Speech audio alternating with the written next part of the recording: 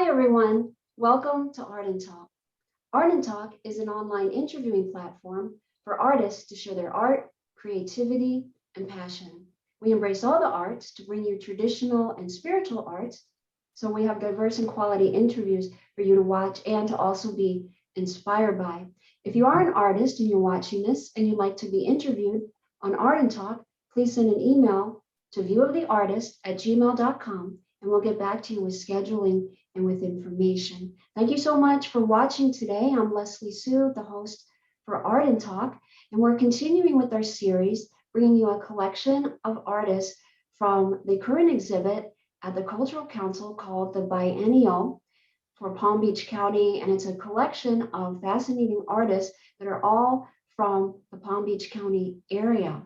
So we're going to continue today to look at some very interesting, innovative, and original work by our guest artist.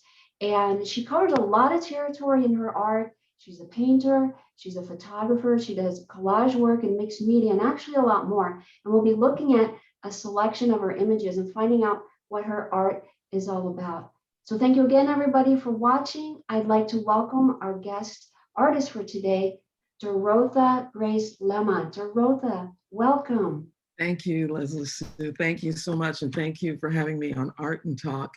I feel so honored, and I'm excited about what we're going to get into today with regards to my art.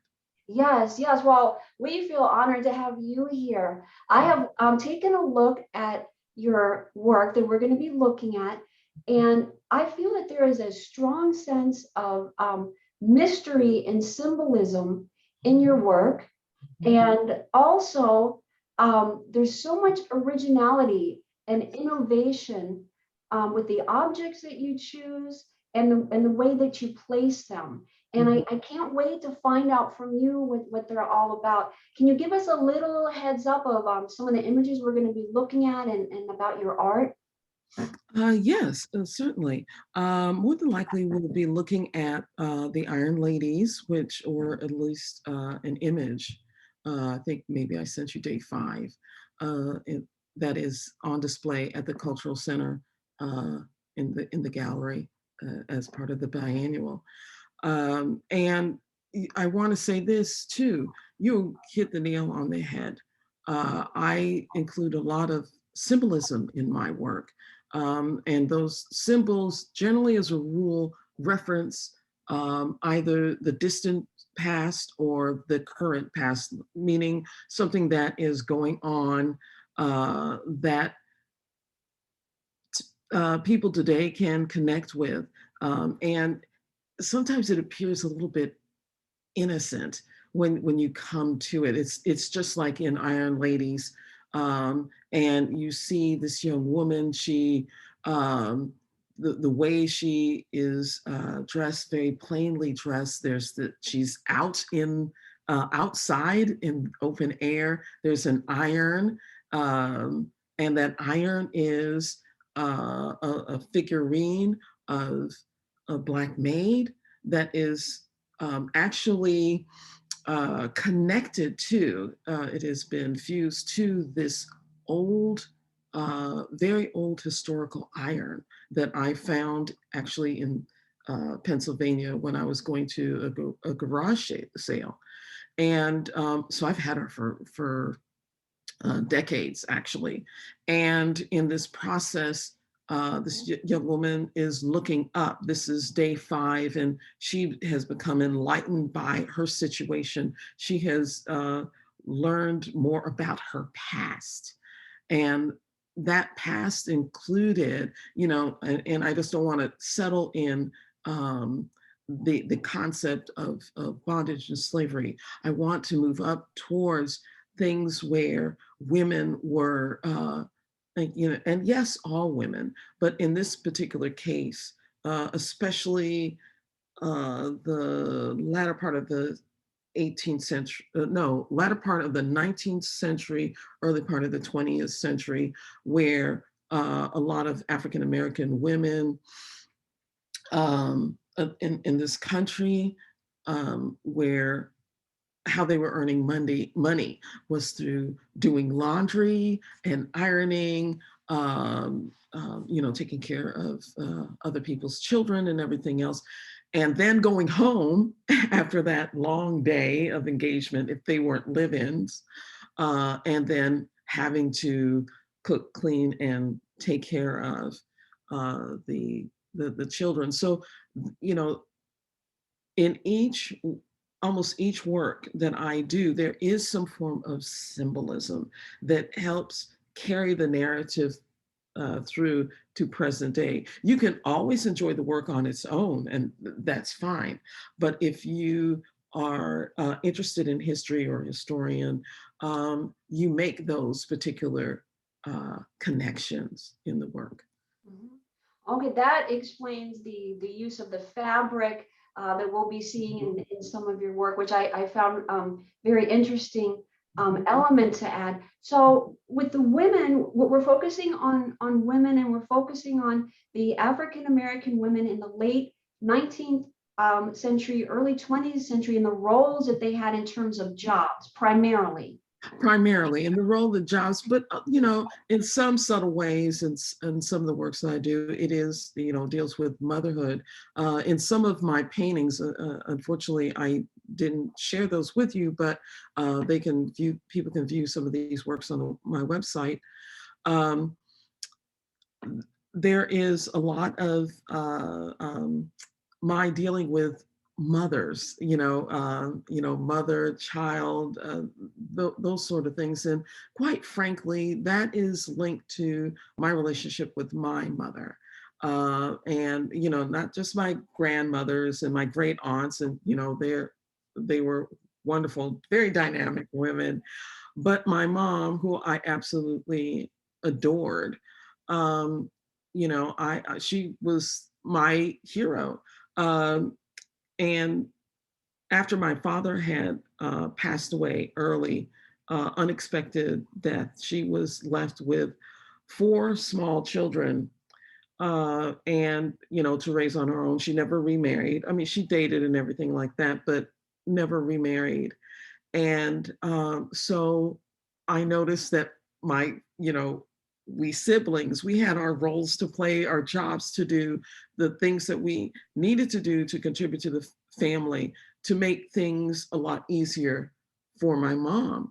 And, I was always cooking and washing. My younger sister, he was cutting grass, and between that and my brother and my younger sister, she was doing some cleaning, and just a whole bunch of other things, and of course keeping up with our studies, et cetera, et cetera. But I have to say that my early work is directly tied to her, and as such, I would watch all mothers, all and I grew up in different neighborhoods, whether it was sometimes Black neighborhoods, sometimes uh, predominantly white neighborhoods. We come from a very interesting background in history, but I won't go into it for this talk. But I would watch. I'm an observer, and I'd watch mothers. I'd watch mothers of all nationalities and colors and everything else, how they were interacting with their kids, and it just blew me away. Just all the multitasking. Comforter, counselor, cook, driver, and on top of maybe the ones that had to work. It wasn't a choice. They had to work because they had to bring the money home, either to equal out the pay if there was a husband or a partner, or because there wasn't anyone else. So yes, I rooted my story, my narrative paintings in that richness, that fertile ground. Mhm. Yeah, thank you so much for sharing that, Dorotha. That gives us a nice foundation Thank into you. your artwork. So we also have the role, as you were explaining, of the mother-child relationship in general from your observations, and of course, directly with your mother as well. Mhm. Yes, yes.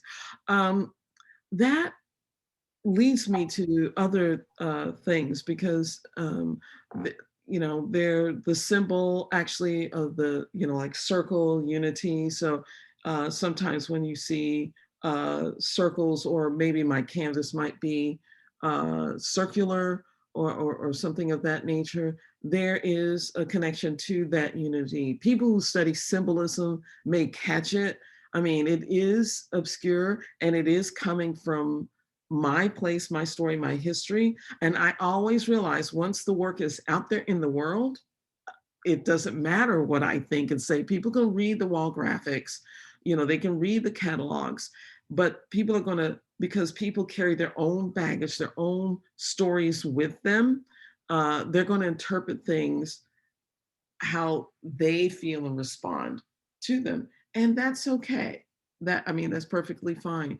Um, I was born Catholic, and yet because my grandparents were Baptists, and sometimes our babysitters were Church of Christ, we on Sundays growing up, we may do two churches or three, depending. And so there was a lot of, I think that I'll call it spirituality in our home, and there's definite connections there. There's definite um, stories that people can connect to, that, there might be a cross there, or not. But there may be some kind of object, I'll put it that way, or even some kind of reference to a historical painting by, let's say, one of the Renaissance painters that are talking about family, talking about church, talking about the relationship between uh, Mary and her son, Jesus.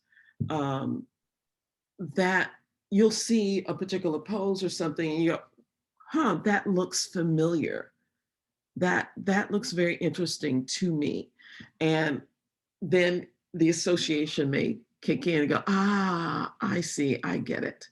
And I am making that subtle reference for Yeah. people to view.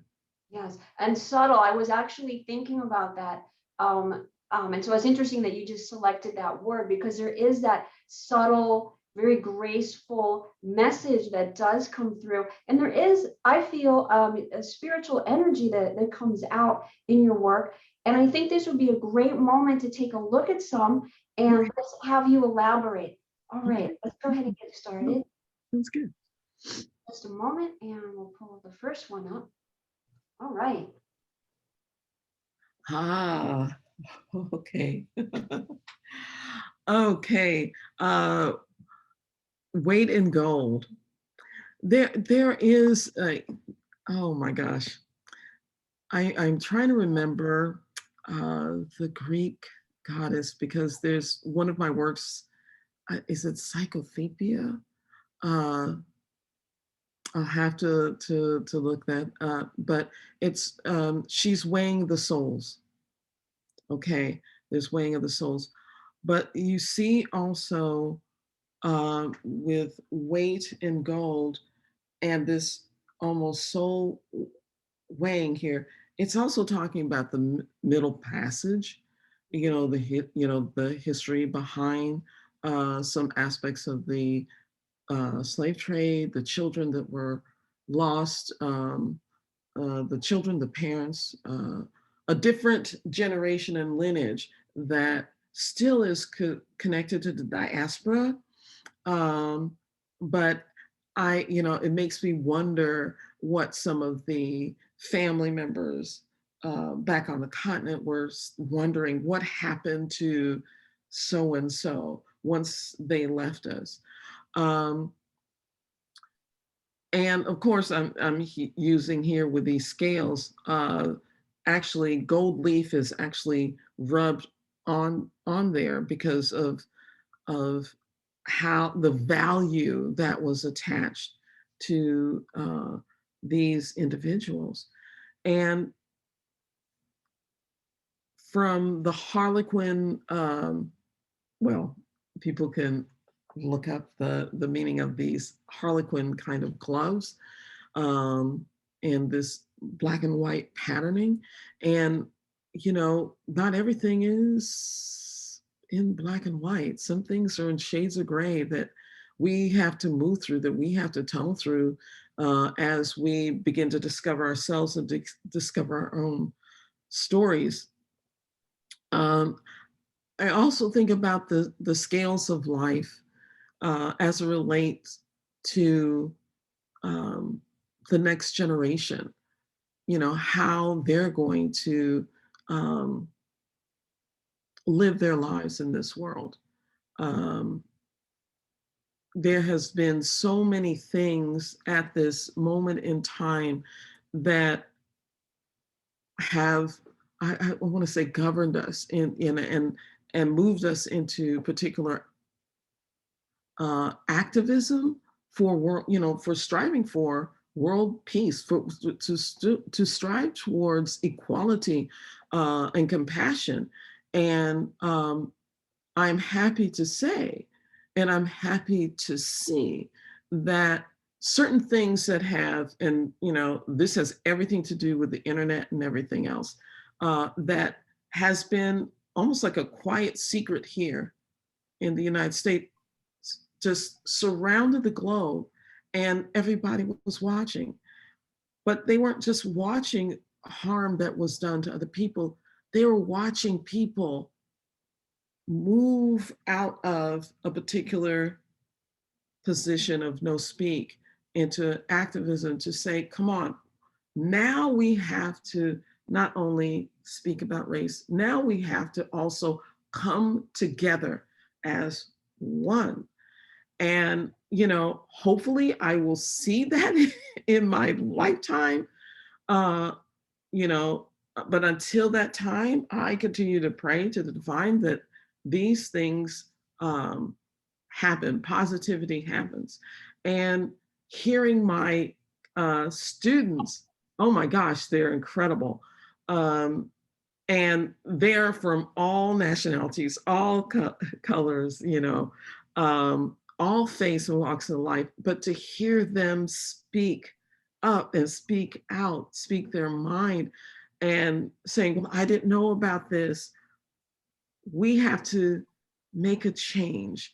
We have to make this world one that we want to live in.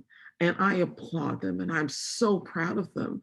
Um, they're amazing. So, anyway, this work, is one of the works that I leave the symbolism up to other people to translate for themselves, that meaning for themselves. Actually, to be honest with you, it shifts and changes every time I see it.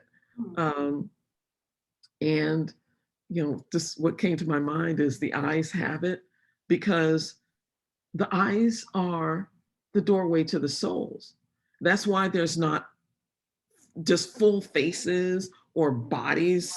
No, I'm talking about that which that does not look away.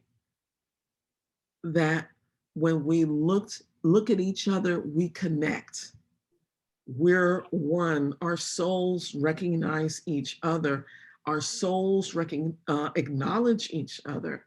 And then when we bring ourselves back into our bodies and we look, and if we are brave enough to walk in somebody else's shoes and somebody else's experience, then empathy happens, then compassion is born. Then, in some cases, that if there is anger, that shifts into let's move forward, let's correct this, because that is also dealing with economy. That is also, you know, a part of justice. So that's that's it. If you have any questions, I'll answer. I just love all the messages and the symbolism that's involved in here and the different places that you're taking us to. What I'd like to do, let's go ahead and go to the next one if that works. this particular part of it, it's part of an installation, Okay. and it is part of the series Fold. And Fold, uh, as an FOLD, was a part of an exhibition that I first had in Texas, University of Texas. Um, which branch? Rio Grande. And with this particular installation, uh, the Night's Wind. This is the second of three parts. Um, there's a video, and the video begins with a poem that I had written about. Um, I'll say the story of our people, but especially, well, I won't say especially women. I'll just say our people. And you see here going back to the cloth material that's being hung onto. And I remember this because my grandmother, even though she had a washer and dryer, okay, we girls were outside. We got these baskets, put the laundry in, the clothes in, towels in, went outside and hung it. We did it in protest. We'd go, Nanny, you have a dryer. Why are we doing this? And she'd say, okay, honey, just go ahead, just do as your grandmother says. And we put the clothespins in, and then we go and we uh, hang the sheets and the clothes and the towels and everything else. And early when the sun is, and then after right before it became evening, we take things down and then put them in the baskets and then iron them later. But with Fold here, um, the video would play. The material would move. There's little fans that are the side, and they would blow them back and forth, um, and you'd move through that. This piece is interactive too, interactive in the way that you see these notebooks that are open. And what um, I would do is have, like, because there's fold history, um, fold limbs. I can't remember all the different. I used to rattle it off. My apologies, but with history, again, like I said earlier, I didn't want to make um, Black lives, African American lives, people from the diaspora story solely about slavery. We're stuck in that, and well, I don't want to say we're stuck. I think we're all stuck in it, but we need to move forward because there have been so many inventors. I mean, it would blow, and it did blow people's minds. They didn't have any idea how many Black inventors that there were.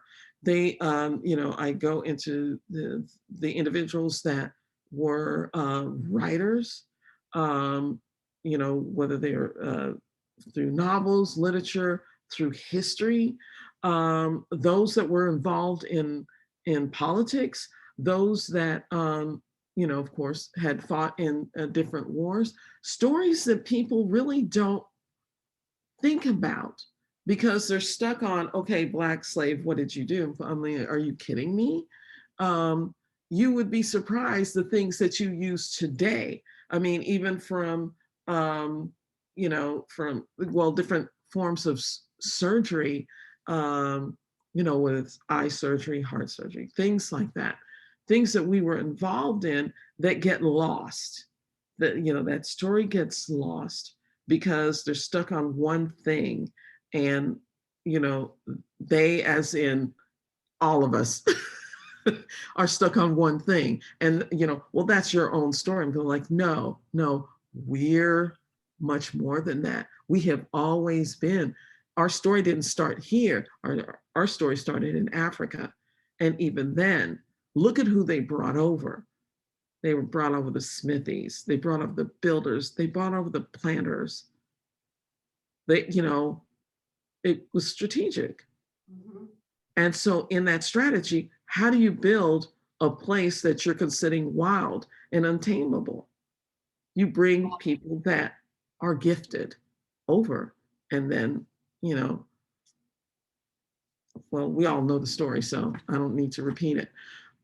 So that was my gift to people to read these things. Okay, the interactive part was there were sheets of paper. Um, and at one point, I asked people if they wanted to be like an investigator.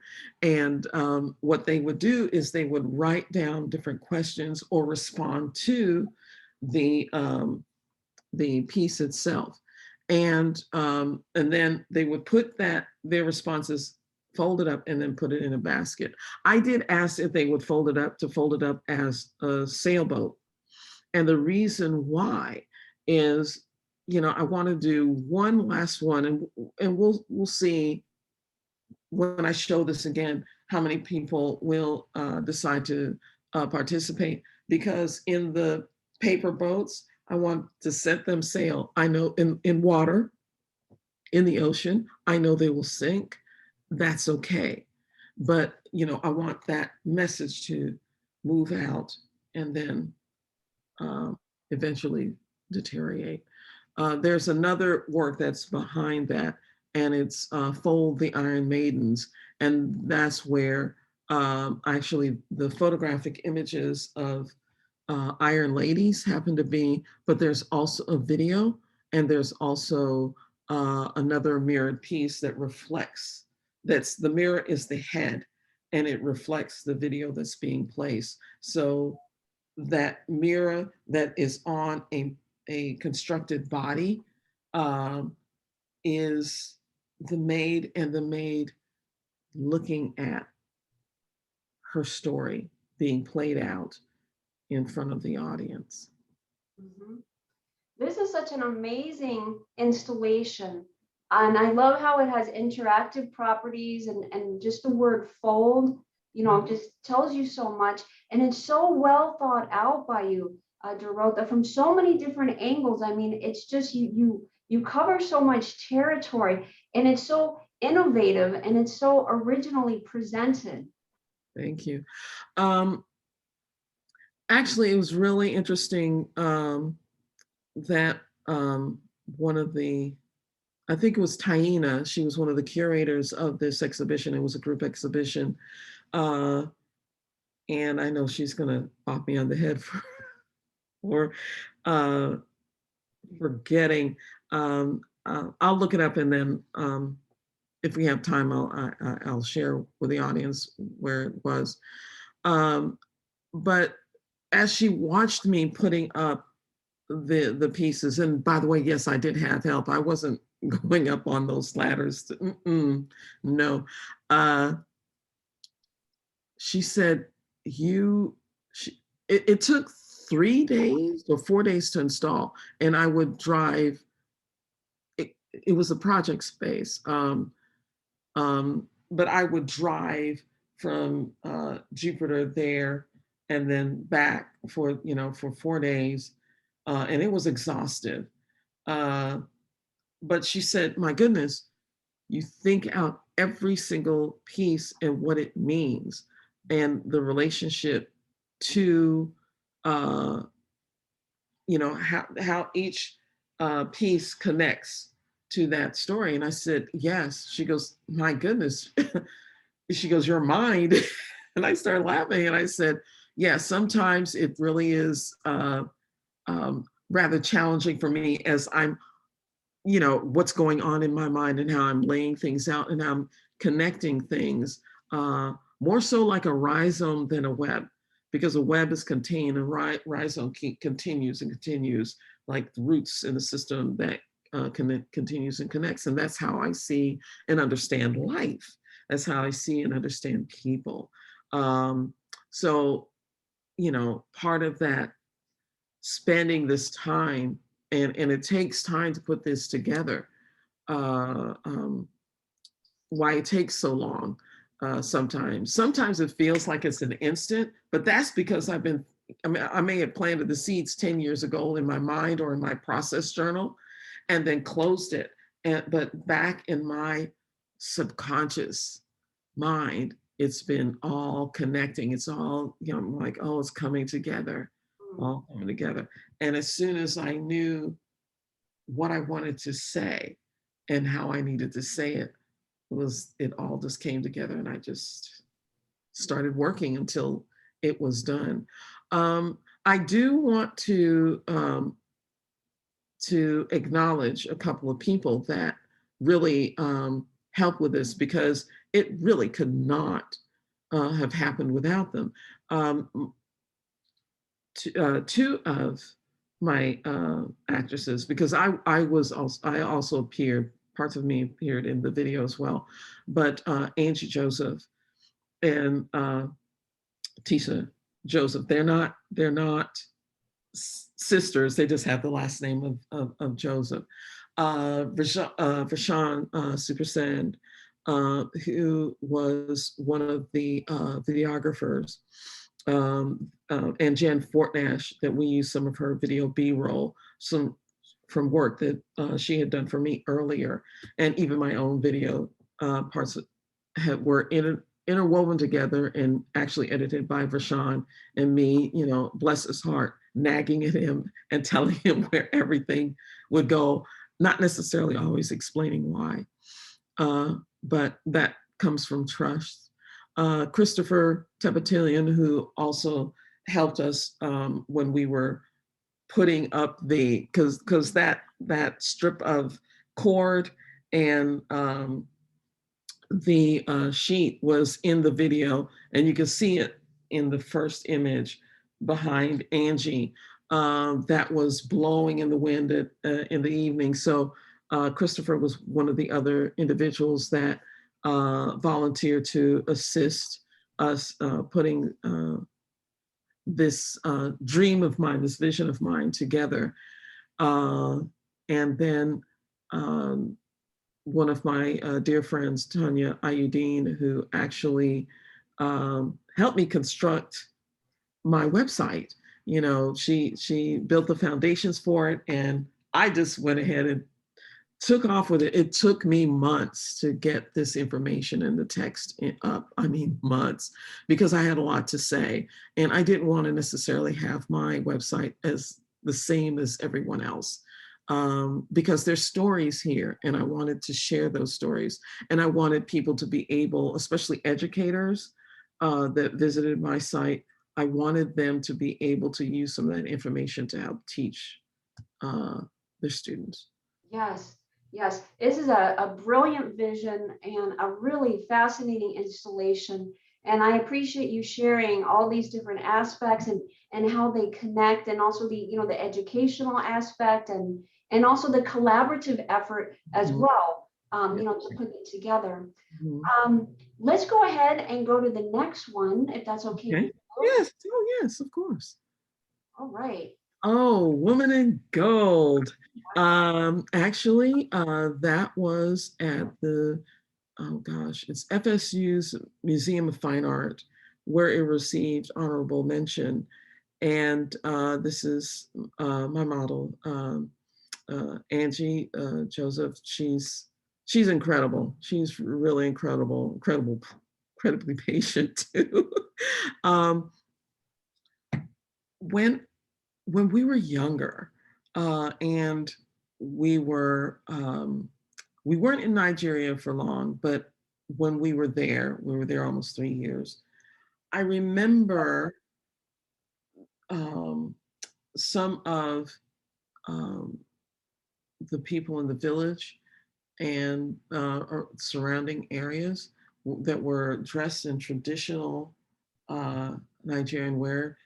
There were these gorgeous head wraps and scarves that they would wear. Now, this is, of course, not the same, but it stuck with me, and I always would. trying to think of ways in which to bring these, my own kind of twist to this elaborate uh, design.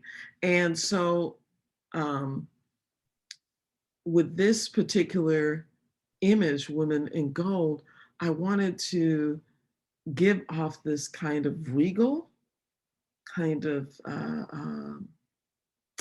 sensibility to the model that's walking away or moving away from her past, into a different present. I don't necessarily know. I don't know if I ever have composed something where it's more on the right, that the right is more heavily weighted than the left. But for some reason, it seemed right when I saw that. And of course, I used the magic of Adobe Photoshop to um, expand a couple of things. But with this work, I thought of that particular um, head head wrapping thing, even with the gold. I kept thinking of the gold big hoop rings. That was more big in the 70s, I guess early 80s. But I thought about that, even though it wasn't attached to her ears. It had that same feeling, that same kind of forward motion, and even with the gold ribbon wrapped around. Um, uh, I just kept thinking beauty and elegance when I was working with this particular photo shoot. So with this one, this is straight photography in that respect. Mhm. Mhm. Very, very powerful image and a striking composition. And I'm so glad you touched upon that to kind of give us your thought process, on the placement of her. And of course, like, the symbolism and whatnot. It's absolutely beautiful. And it has such a fluid feel, moving in here with the gold and then with the fabric inside. It's Mhm. absolutely exquisite. Thank you, thank you. I'll share this with Angie. Sure, I know she'll she'll love it. She'll love it. Yeah. All right, let's go ahead and check Okay. out a few more. Okay. Ah, service. Okay. It's interesting. I created this piece, okay, 2016. It, along with another work, actually was selected for an earlier biennial at the Cultural Center, Palm Beach Cultural Center, in their galleries. And what I have also started to do with some of my photographs, I've begun to treat them as I do some of my paintings, and connecting them to found objects, and found objects with symbolism and meaning. And maybe in certain ways, service is probably part of the foundation for fold, the folds coming into existence, because we're also still here, we're still at this place in which this young lady, um, you're not quite sure if she has just feels exhausted and has laid down that serving tray with the cup with the mirror on top of it. Um, and that's, that, well, yeah, I did say silver platter. And she's looking down, or if she's getting ready to pick it up and then take that uh, coffee cup to whoever has ordered tea or coffee or whatever. And you will notice that the cup itself is, or I should say, the saucerless cup itself is fractured, and there is a hole there. So nothing, even it doesn't matter how much you pour in it, it will never be filled. And you can make that of that what you like. The mirror, which I In a lot of my work, I use mirrors, bird cages, um, other types of, cups, yes, other types of vessels. Um, but when I'm using the mirror, although in this case, this is really interesting how I've used the mirror because of how it is positioned, because of how the photograph that has been in some areas painted, um, how it bends over. If you step on your tippy toes, you see the model's face, and this model is Christina. Um, look into that cup, and it's a little bit unnerving. I saw people stand on their tippy toes while I was in the show, looking to see her reflection. But what happened also, and this is what was unnerving as well, they'd see a part of their reflection in there too. And that's deliberate, at least for me. It's deliberate because I want people to understand that they are implicated, that they become a part, even briefly, in the work, um, even if it's momentarily. In my bird cages, when I have bird cages that extend or from the side of the painting, because they're juxtaposed with each other, the mirrors are underneath. So you have to look underneath, and as you're looking underneath, you become a part of the exhibition. You become a part of that piece, even for a brief moment in time. So you're part of the story. And I want my audience to understand that it isn't neutral, that they're not neutral, that they're involved with this work. And if they could see themselves a part of this work, how do they now understand what it is that they're viewing? How is it, how do they understand their interpretation? Mm. So I get excited by that. And those that um, know the story, they step back. I've had people actually, because I don't always identify myself as the artist, somebody will point me out and then they'll come and they'll say, please come over here. I need you to explain something to me. And actually, for the most part, what I have asked before I provide an explanation, they need to tell me what they think, Mm. because it's important for them to understand that what they think has value too, because Mhm. it isn't all about me. It's a Mhm. shared experience. Mhm. Mm, that's beautiful. I love that shared experience because there's so much symbolism and there's so much messages that come through and such an interesting aesthetic and design and whole display of your art. But yet you're gracious enough to say, okay, these are messages and they're important and I want to send these out. And but yet you say, okay, you invite the viewer in to say, okay, what is your interpretation? And you embrace it and you welcome it.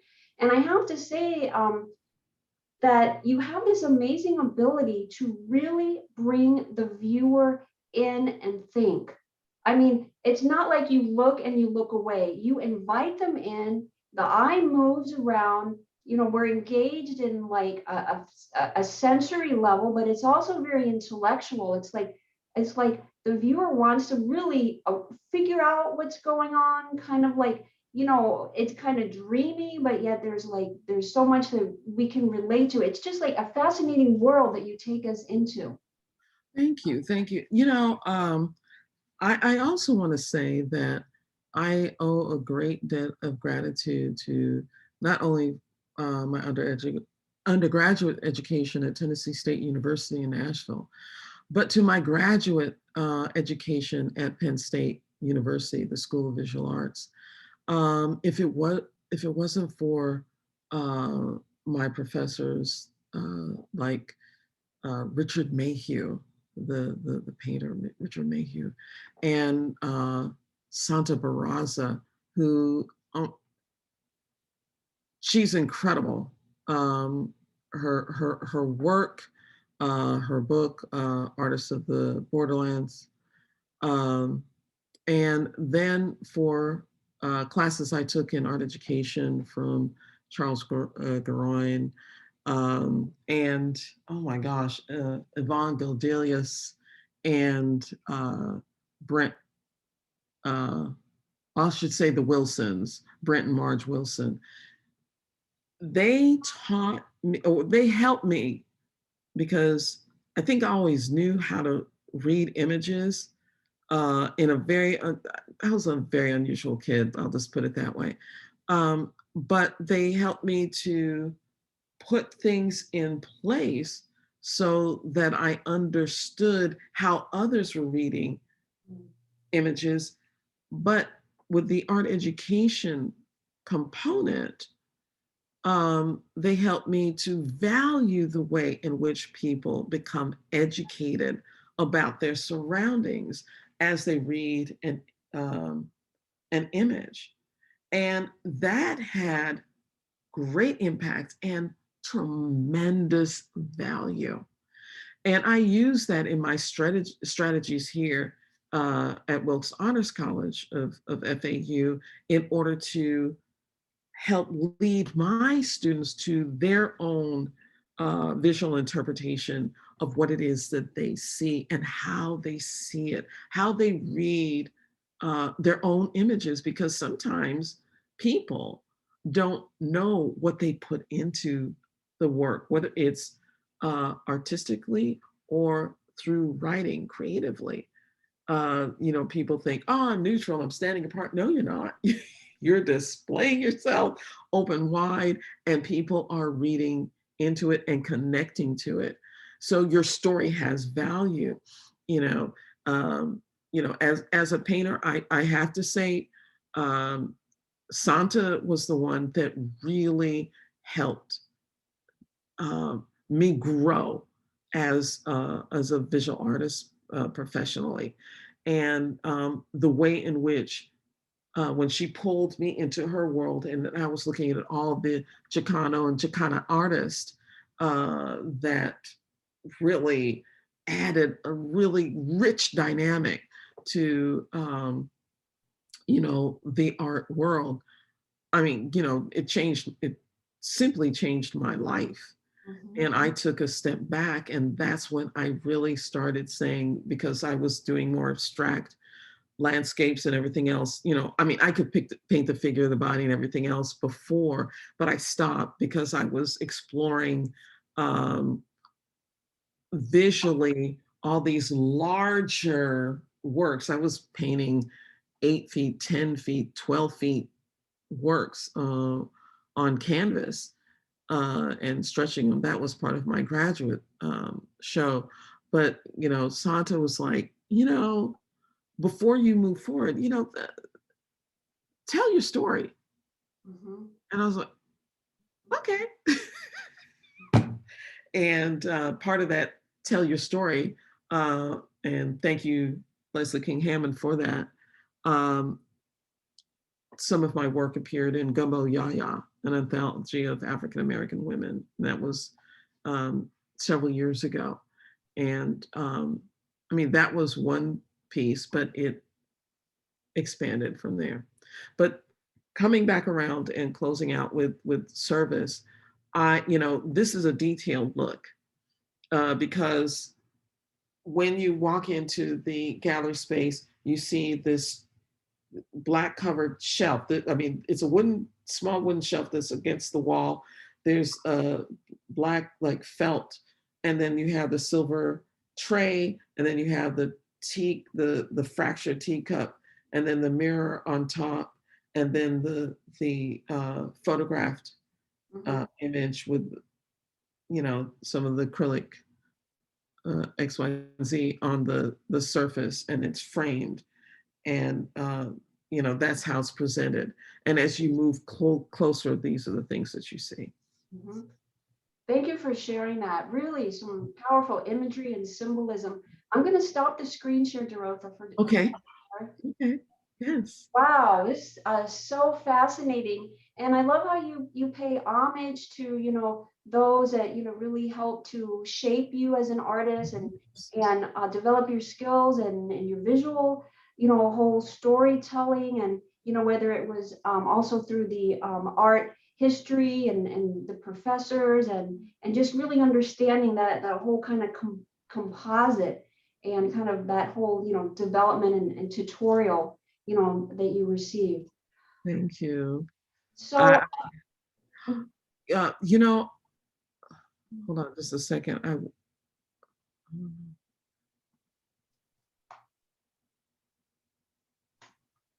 If I can we're find. still here. Okay, oh, thank you. I wanted to read this because I wanted this to be a part of it.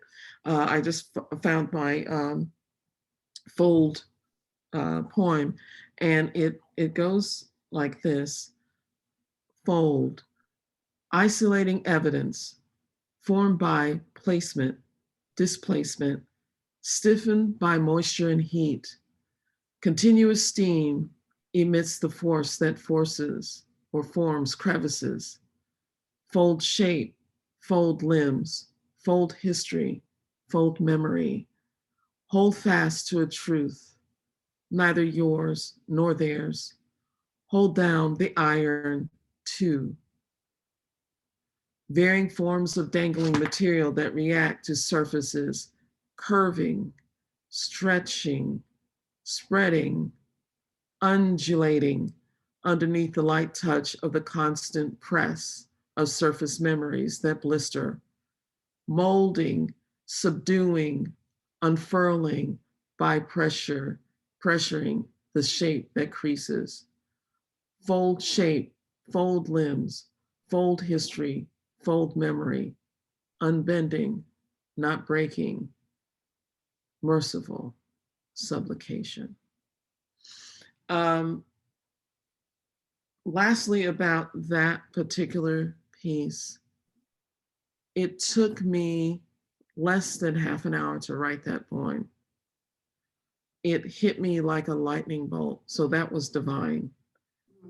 And in that, when I was talking about fold shape, fold memory, I want people to remember that all of us have contributed in our own way to the fabric of our histories. No group, no race, no one, no gender is greater than the other. We just continue to interweave our own mystery and attach our own stories to this larger fabric. And if we would just take a deep breath and understand that, understand our contributions, understand that we're in this together, I think humanity will move forward in ways in which they never even conceived possible. Yes, absolutely. What a beautiful tapestry that you weave and a Thank beautiful message. I wish we could just go on and on and on because there's so much richness and so much eloquence and such, interesting contributions that you have, you. across so many levels. And we've touched upon a lot here and gotten a really nice feel into your vision, into your message, into your symbolism. And I'm very grateful for, all that you shared. Thank We, you. yeah, thank you. We do have to wrap things up. So if we can get some closing comments for you, we'd like to offer those to you, however you would like to close the show. And then if you could let us know how we can stay connected with you. Okay, closing remarks. I want to thank you, Leslie Sue. I want Art and Talk and everyone that's connected to um, this video cast uh, program interview. Um, it's meant the world to me to be able to connect to a larger audience about my work and what it is that I'm attempting to do in order to contribute uh, my own part of the legacy of our collective human story. When I send my works out to places, they become the ambassadors of, of me, of my story. But not just that, of all the individuals that um, actually have impacted my life, whether I know them or not, and and I want to send out a thank you to everyone that has assisted me, people that have viewed and attended my exhibitions. Just know that there'll be more, and just also know that I will continue to update my website. And my website is www.dorotha, Dorotha, Lemeh, Lemeh.com. Come and visit me there. I will be updating my uh, blog site really soon and giving you all a hint of the new series that collage series I'm working on that deals with Harriet Tubman and her contribution. I'm expanding who I'm talking about and how I'm talking about them in the works that I do. So, and I'm circling around back to my painting as well. So, and box art pieces. So get ready, people. Here I come.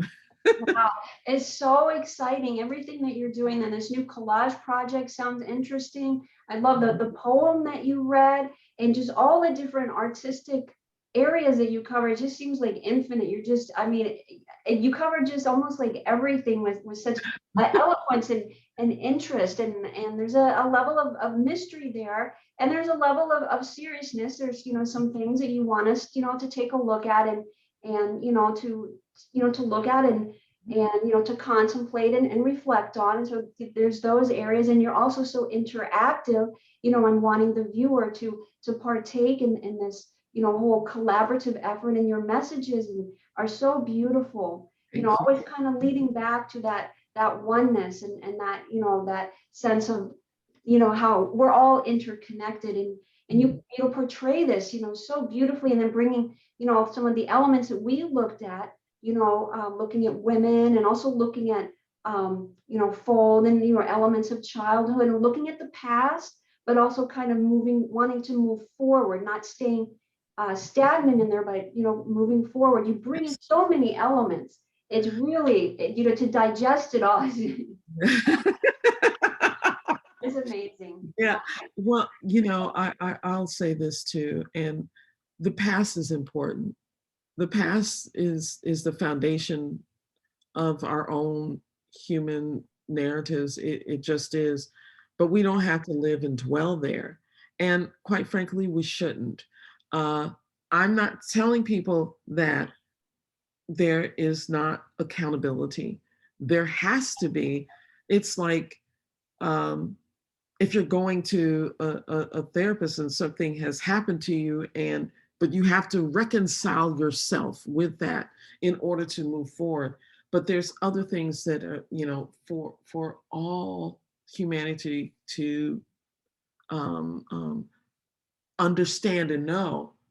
No one wants to live in the past, but there has to be some form of forgiveness, compassion, love, um, acceptance, acknowledgement. That's, yeah, acknowledgement of stories, especially the stories that dwell within the United States, if we want to collectively move out of that quagmire of pain and move forward.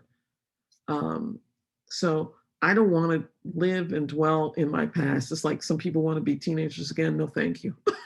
that was hard enough to go through. Oh, I'm loving my age. I'm loving where I'm at. But that's because I've reconciled myself with some aspects of my past so that I can move forward, but also live in my present. And that present is the gift. So, I mean, that's where I am as an artist, whether people agree or disagree, but that's where I am as a spiritual being. And so that's why my art means so much to me and for me, and I hope to others as well. Yes, absolutely. Absolutely. What beautiful closing comments. And thank you for bringing the viewer in and for expanding our ways of looking and viewing the world in so many different areas and in so many different sensory levels and so many different levels of thought.